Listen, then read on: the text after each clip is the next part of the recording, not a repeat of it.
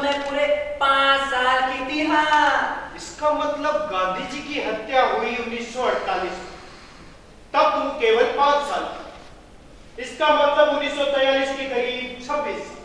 जी हाँ हुजूर, कुछ ऐसा ही रहा होगा। ये फंदी से तुम्हारी शादी कब हुई?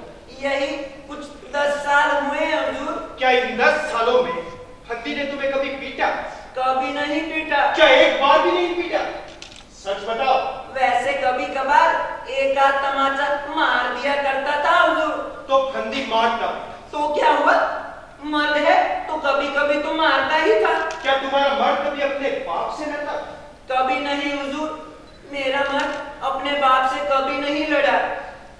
मेरा ससुर मुझसे कहता था, बहू मुझे जहर ला दो, बहू मुझे मार डालो। वो हमेशा मरने की बात कहता था हुजूर। इस प्रकार की बातें वो कब से कहने लगा? मौत से करीब 1 हफ्ता पहले हुजूर, जब से हमारे पास उसके बेहोशी के इंजेक्शन के लिए पैसे नहीं थे। उसकी हालत देखकर तुम्हें क्या लगता था? लगता था हुजूर, उसे मौत आ जाती तो अच्छा होता, कम से कम दर्द से छुटकारा तो मिलता। जिस दिन तुम्हारे ससुर का कत्ल हुआ, तुम कहाँ थी? मैं पड़ोस में चावल मांगने गई थी। तुमने लौटकर क्या देखा? लौटकर मैंने अपने ससुर को मुर्दा पाया हुजूर। That's all, Your Honor.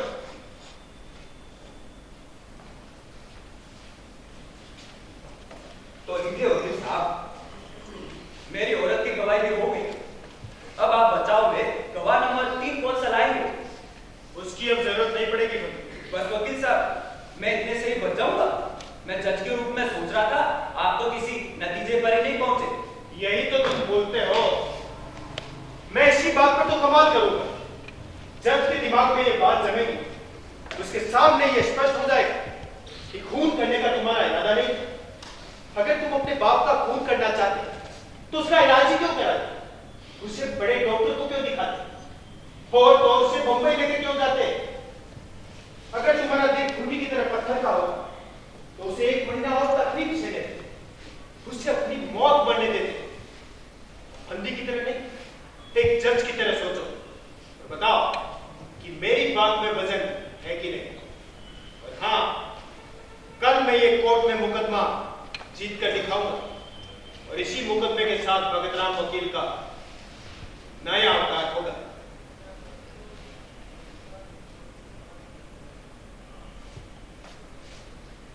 वकील साहब, अरे ओ वकील साहब, जज। जज,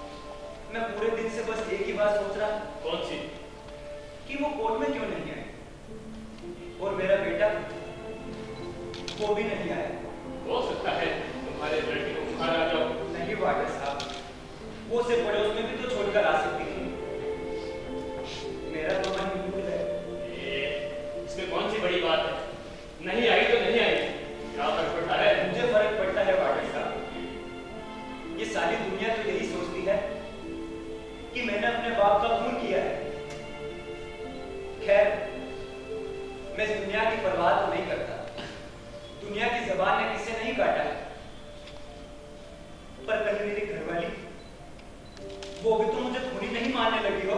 हो सकता है ना? नहीं भाग्य साहब, ऐसा नहीं हो सकता, बिल्कुल नहीं। पर क्यों नहीं हो सकता? क्योंकि वो जात की औरत नहीं है। वो जानती है कि मैंने अपने बाप का खून जानबूझकर नहीं किया। पर खून तो हुआ है ना?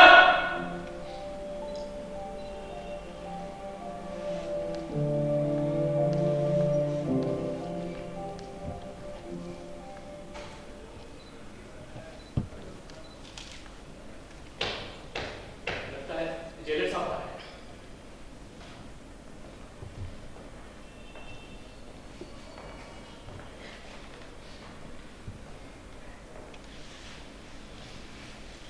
वार्डन साहब जी, आपको जेलर बुला रहे हैं। जी।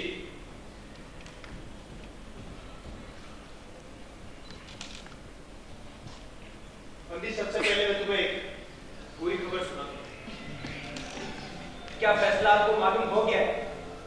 फांसी है ना? अरे वकील साहब, मैं इसे तो पहले से जानता था। आप तो बेकार में ही दीवार पर सर पटक रहे थे। नहीं बंदी, दूसरी बात, तुम्हारी औरत अस्पताल में। ये आप क्या कह रहे हैं वकील साहब? क्या हो गया है उसे?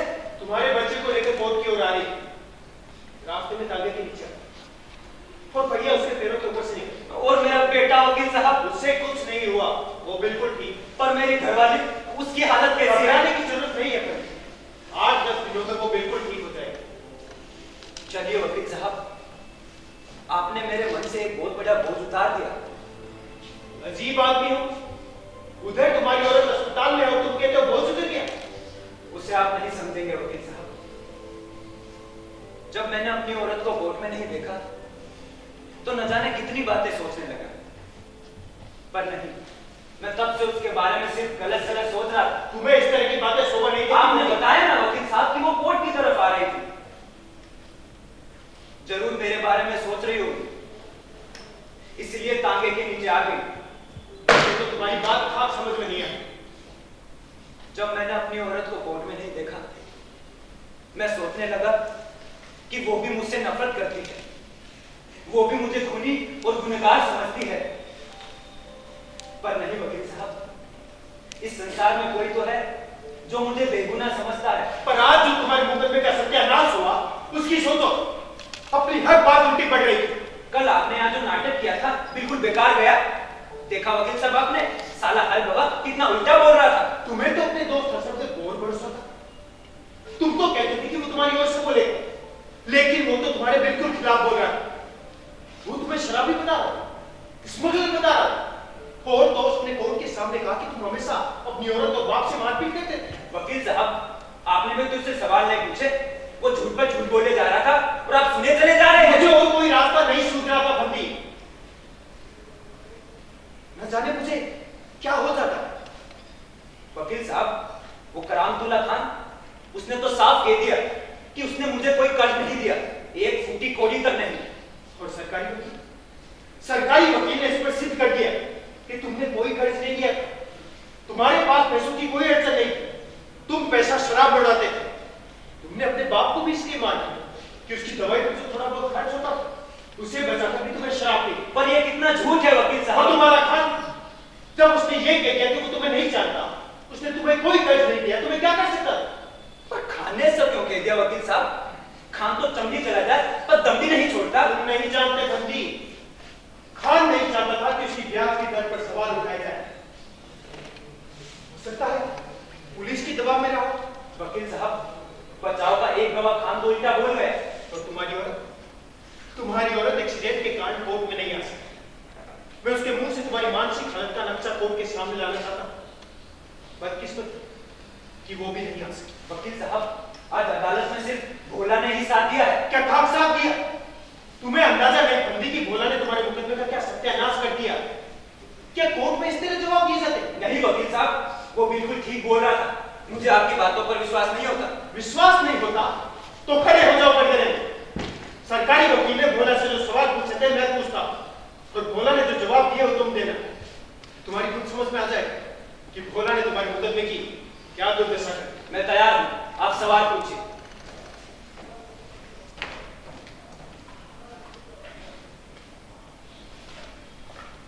योर ऑनर, मैं हत्या के चश्मदीद गवाह पेश करने की इजाजत चाह। इजाजत है। तुम्हारा नाम भोला काशी नाम? जी हाँ साहब। तुम कहाँ के रहने वाले हो? पहले नागपुर में रहता था, अब इधर ही रहता हूँ। तुम फंदी को जानते? फंदी अपना अच्छा दोस्त है साहब। ये फंदी कैसा आदमी? फंदी बहुत ही अच्छा आदमी है साहब। तुम क्या काम करते? मैं हमाली करता हूँ साहब। और ये फंदी पहले कौन सा काम? पहले ट्रक चलाता था, उसके आगे पिकअप, अब टैक्सी। जितना पूछा जाए केवल उतना की जरूरत है। पहले का मतलब साफ साफ होना चाहिए ना साहब। फंदी किस ट्रांसपोर्ट कंपनी में काम करता? नेशनल ट्रांसपोर्ट कंपनी में। नेशनल ट्रांसपोर्ट कंपनी वालों ने उसे नौकरी से क्यों निकाल दिया? कंपनी वाले बोलते कि अफीम ले जाओ। फंदी बोलता हम ऐसा नहीं करेंगे, और साहब कंपनी वालों ने उसे निकाल दिया। इस बात का क्या सबूत है कि नेशनल ट्रांसपोर्ट कंपनी वाले अफीम की स्मगलिंग करते हैं? सबूत खोजना सरकार का काम है साहब, अपना नहीं। तो फंदी ने इसकी जानकारी आबकारी वालों को क्यों नहीं? फंदी को किसी गड्ढर में नहीं सड़ना था ना साहब। आप कैसी बात करता साहब? फंदी आबकारी वालों को बताता तो क्या कंपनी वाले उसे ठोर नहीं मारते? फंदी ने नौकरी के लिए और कहाँ कोशिश की? कहाँ कोशिश नहीं। सवाल नहीं, जवाब इसको दिया साहब। उसने कोशिश की। काम जी हाँ साहब। तो उसका गुजारा कैसे चलता? उसने अपनी औरत के सारे गहने बेच डाले। उसके बाद उसने अपने घर के सारे बर्तन बेच डाले। और इसके बाद फंदी ने अपने बाप को अस्पताल में भर्ती करवाया। जी हाँ साहब। ये अस्पताल में इलाज मुफ्त होता था या फिर पैसे लगते? वैसे तो अस्पताल फोकट का था साहब, पर उधर भर्ती कराने में पैसा लगता था। डॉक्टर नर्स का चाय पानी और साहब औषध भी बाजार से लाके देना पड़ता था। जब अस्पताल में इलाज मुफ्त होता था तो फंदी दवाइयाँ बाजार से खरीद कर क्यों लाता? बात ऐसी थी साहब कि अस्पताल सरकारी था, उधर बीमार लोग तो रहते थे पर दवाई नहीं रहती थी साहब। अस्पताल में फंदी का बाप कितने दिन रहा? कोई महीना भर रहा। और इसके बाद डॉक्टर बोला कि अब अपने बाप का दवाई दारू इधर नहीं हो सकता, अपने बाप को बम्बई ले जाओ, वहाँ बड़ा डॉक्टर को दिखाओ। तो क्या फंदी अपने बाप को बम्बई ले गया? जी हाँ साहब। फिर बम्बई के डॉक्टर ने क्या? फंदी बोलता साहब कि बम्बई के डॉक्टर ने 300 रुपया लेने के बाद बताया कि कैंसर का दवाई नहीं निकला, अपने बाप को यहाँ से ले जाओ। फंदी ने उसे और कहीं दिखाया? फंदी बड़ा हिम्मत वाला मानुस था साहब, पैसा होता तो अपने बाप को विलायत में। मेरे सवाल का सीधा जवाब दो।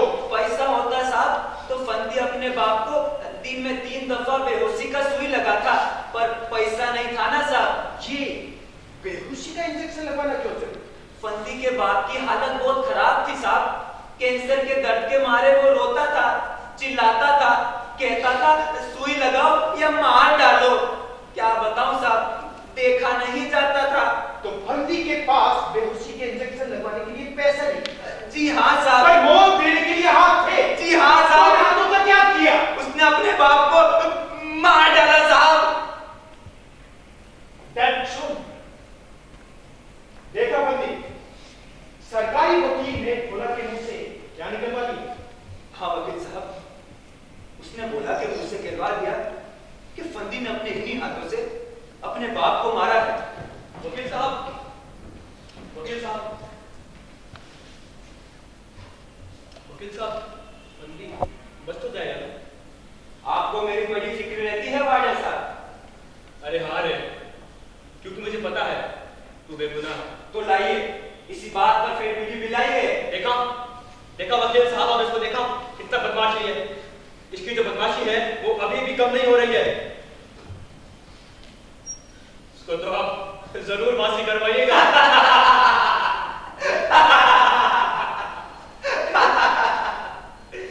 ये ले।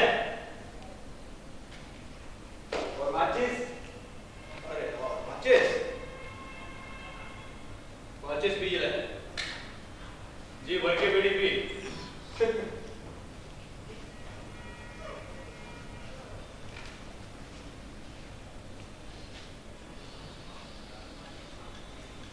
वकील साहब, अब मायूस होने से क्या फायदा?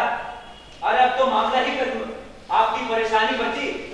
फंदी, मुझे केवल इस बात का अफसोस है कि मैं कोर्ट के सामने ये सिद्ध नहीं कर सका कि तुमने अपने बाप के इलाज के लिए बहुत कोशिश की, उसके लिए बहुत तकलीफें सही। पर ये सही है वकील साहब, मैं अपने बाप को बंबई ले गया था, हसरत भी मेरे साथ था वहां। पर ये बात तुमने मुझे कभी नहीं बताई कि हसरत भी तुम्हारे साथ था। आपने कभी पूछा ही नहीं। आपने तो यहाँ मुझे खान बनाया, डॉक्टर बनाया, हसरत बनाया, यहाँ तक कि मुझसे मेरी घरवाली की गवाही कराई, पर मुझसे कोई सवाल नहीं किए। आपने तो यहाँ मुझे जज भी बनाया, पर मुझे नहीं। सही कहा। और वकील साहब, बंबई का डॉक्टर जिंदा है, यहाँ का डॉक्टर भी, जिन्होंने मुझसे फीस ली और मेरे बाप को बेहोशी के इंजेक्शन लगाए। आपने उन लोगों को गवाही में क्यों नहीं खड़ा किया? हाँ, उन्हें गवाही में खड़ा किया जा सकता। और वो सरकारी वकील आपके गवाहों की खाल उधेड़ रहा था और आप कुछ नहीं बोले। आप चुपचाप सुनते रहे। यदि आपने उसे टोका होता तो भूला के मुझसे वो बात नहीं निकलती। आप कहते हैं मुकदमे का सत्यानाश हो गया, पर मैंने तो नहीं किया। बताइए ना, आपने सवाल जवाब क्यों नहीं किए? मुझे और कोई रास्ता नहीं सूझ रहा था फंदी। न जाने अदालत के सामने मुझे क्या हो जाता। मुझे आता सब है, लेकिन सही समय पर मेरा दिमाग काम नहीं करता। यही मेरे जीवन की सबसे बड़ी कमजोरी है। न जाने अदालत के सामने मेरी जुबान क्यों नहीं खड़ा थी, न जाने मेरे पांव क्यों कांपने लगते और मैं सब कुछ भूल जाता।